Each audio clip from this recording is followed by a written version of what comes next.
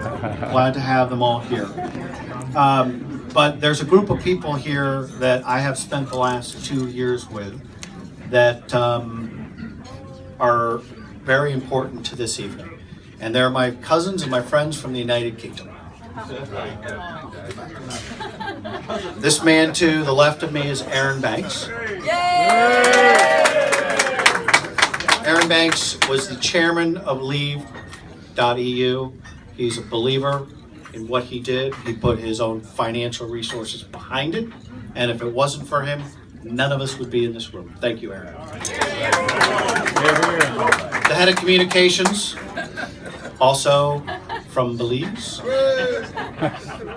Andy Wigmore. Andy Wigmore has... I would like to say something about Andy. Andy has just been appointed as special counsel to Belize, ambassador. Okay, I totally botched that. He has a very important job from Belize.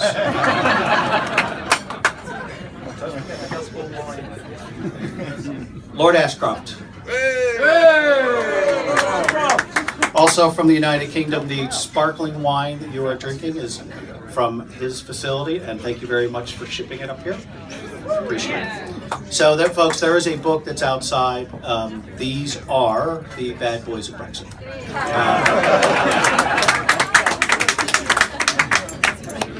So we have, I have a couple of things I want to say. I know everybody wants to hear Nigel speak, and we're definitely going to do that. But I have asked the governor of Mississippi to join us this evening, Governor Phil Bryant, who is here with us.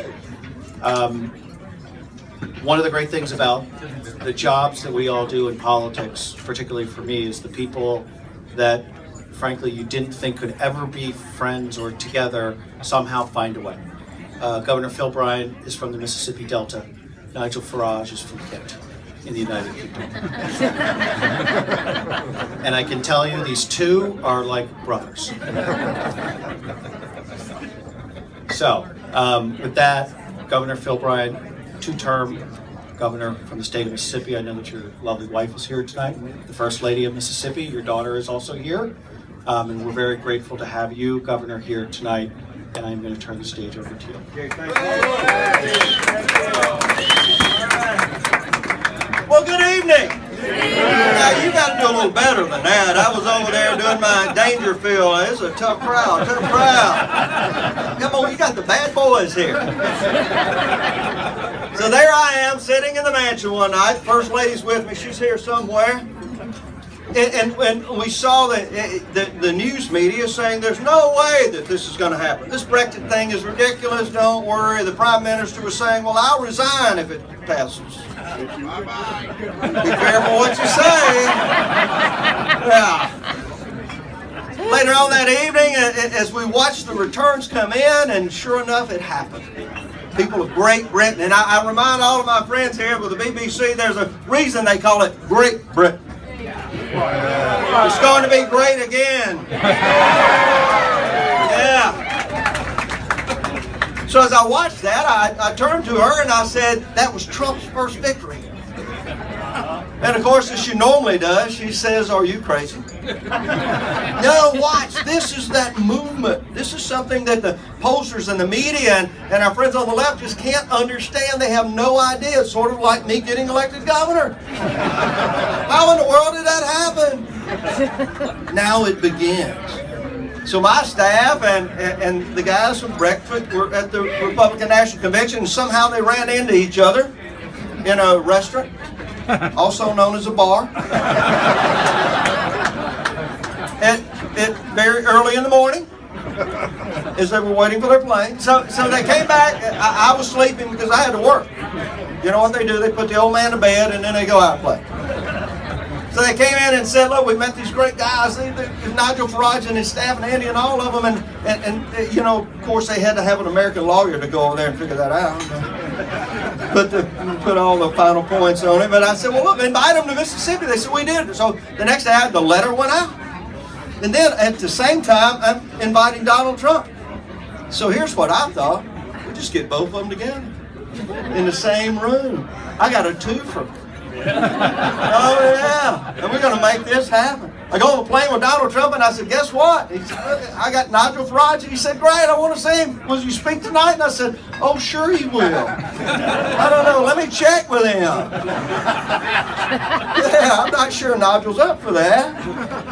So we're backstage, and I won't take too much time because you want to hear from Nigel, but I'm back there, and Donald Trump has said, here's where I'm going to introduce him. He called the speechwriter into the green room. I'm standing there. He's put right there. That's when I want Nigel to come on. We go on the stage. I introduce him, and I'm not sure where Nigel's at. I forgot to exactly find out, or maybe even tell him that he was going to speak. Yeah. I'm on the phone with my staff saying, find Nigel, and oh, by the way, tell him he needs to come up here real quick because Donald Trump's about to introduce him.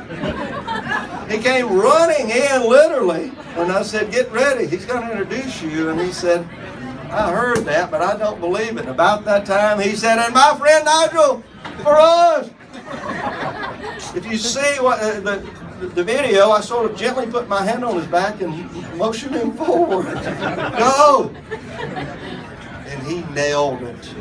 Wow. Look, when you can get 10,000 Mississippians in one room, and they were drinking the Kool-Aid, licking the jaw.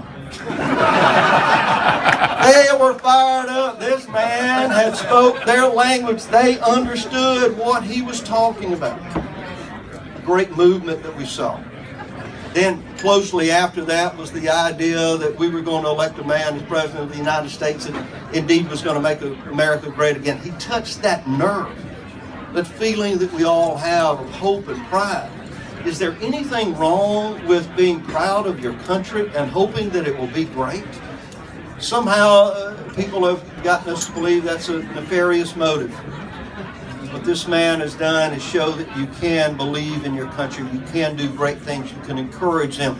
And if you work hard enough, if you're in the right time at the right place, if you're dedicated and you're pure of heart, you can help change the world. And my friend Nigel Farage and Donald Trump did just that. Welcome to Washington. Let's go find the president and sign him in. Thank you, Governor Bryant. So Nigel Farage, 2 years ago, I was in Westminster on business, and I was approached by an Englishman who said he was from Belize, an insurance man who said he was from South Africa, and another guy who they called Happy Hippie. And they said, Jerry, we have this referendum here in the UK, and we would like you to help us navigate how to run a referendum. Now, in the United States, we do a lot of these. We have a lot of referendums. United Kingdom, they do once every 20 years, Nigel? Once every 20 years. Aaron Banks said to me, Jerry, if you take this position, your life will be forever changed. And he is absolutely right. So let me tell you a couple of things about Nigel Farage. First of all, he was a nominee for Time Magazine Man of the Year. He has worked tirelessly for 25 years for one goal, and that is to dissolve the European Union. Now keep in mind, this is a man who is a member of the European Parliament. He is working to dissolve his paid position. But he did it. And before June 23rd in America, I doubt very much an American knew Brexit. They probably thought it was some form of dance. And Farage might have been a French car.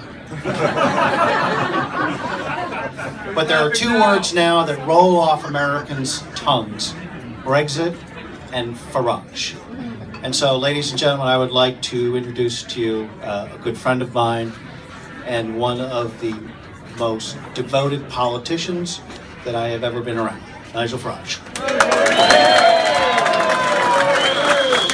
Well, Jerry, thank you. I was asked by a couple of media organisations, what was the mood like at this party this evening? I said, well, it was a bit of a mixture between joy and disbelief. There is still a level of disbelief, still 7 months later, that we actually won with Brexit. There's still, amongst campaigners, disbelief that Trump has won. And it's time now, please, to end that disbelief and to say, we did it!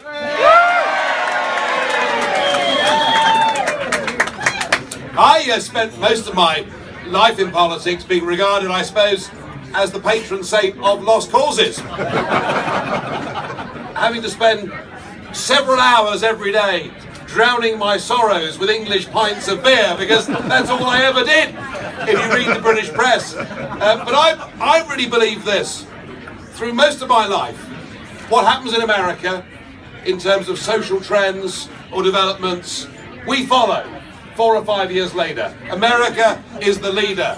Now, I would like to think, in my own little way, that what we did with Brexit was the beginning of what is going to turn out to be a global revolution, and that Trump's victory is a part of that.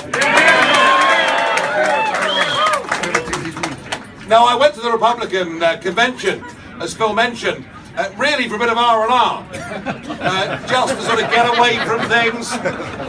And the absolute truth of the story is that we'd been at the night of the Trump speech, and we'd been out to a bar afterwards to have drinks and a couple of ribs or whatever it was. And we got back to the hotel, it was 4 a.m.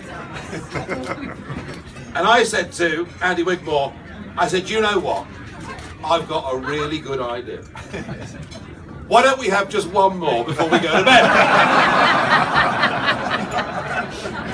At which we bump into the Mississippians, who are flying out at 7 the next morning, and who have taken the mature adult decision that going to bed's a complete waste of time.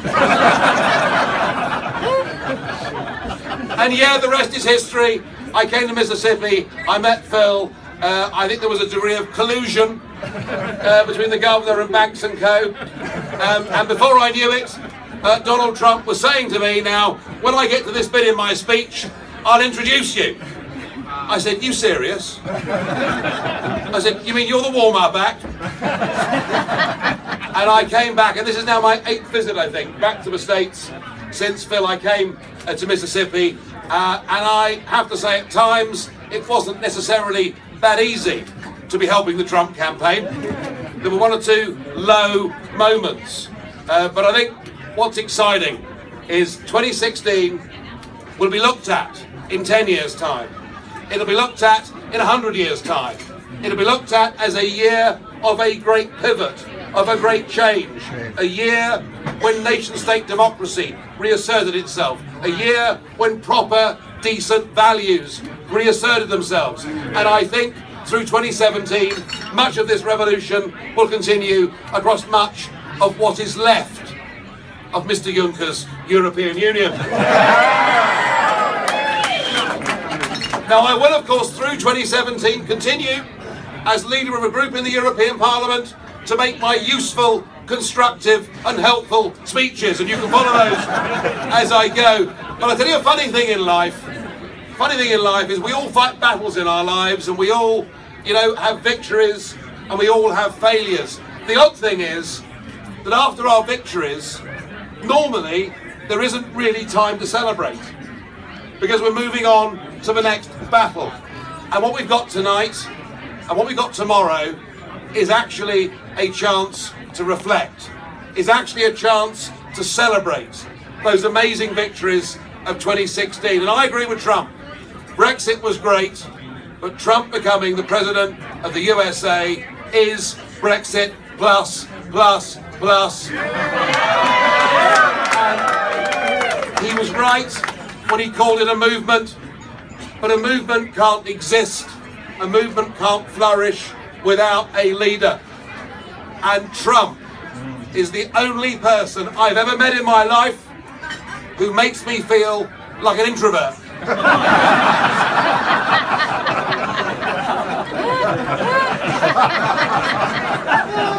He is a larger than life personality.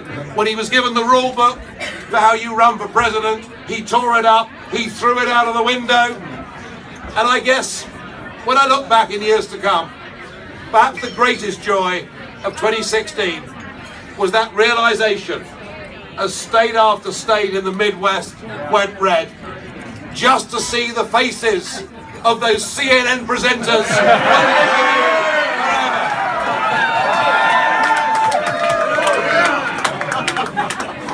Tomorrow at midday, swearing in as the most powerful man in the world will be this most extraordinary force of nature. Somebody and something that America and global politics has never seen before. Something that may occasionally have a rough edge, but whose instincts are absolutely right, and whose feeling with fellow Americans, ordinary people out there doing their best, is, I think, the closest this country has seen since Ronald Reagan.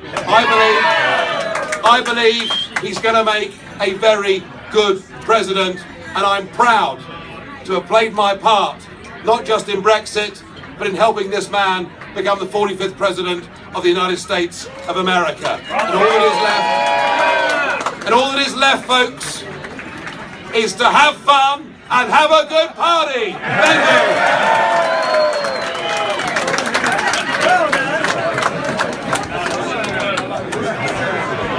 Once again, thank you very much. Enjoy the rest of the evening.